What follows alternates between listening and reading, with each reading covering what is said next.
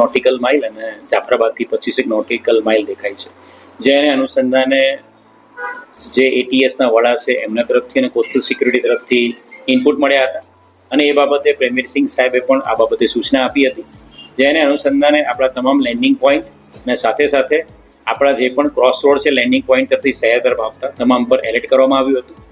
અને જે વર્ણન બોટનું મળ્યું હતું એ વર્ણનવાળી બોટ ગઈકાલે સાંજે દાંતી કકવાડી લેન્ડિંગ પોઈન્ટ તરફ આવતા તાત્કાલિક એને રોકી લેવામાં આવી હતી.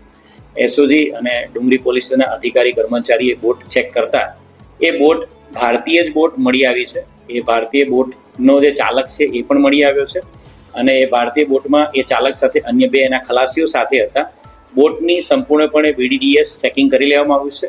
બોટમાં કંઈ પણ શંકાસ્પદ મળી આવ્યું નથી અને બોટના જે ઓનર છે એની પાસે પણ દસ્તાવેજને બધું હાલ ચેક કરવાની કામગીરી ચાલુ છે.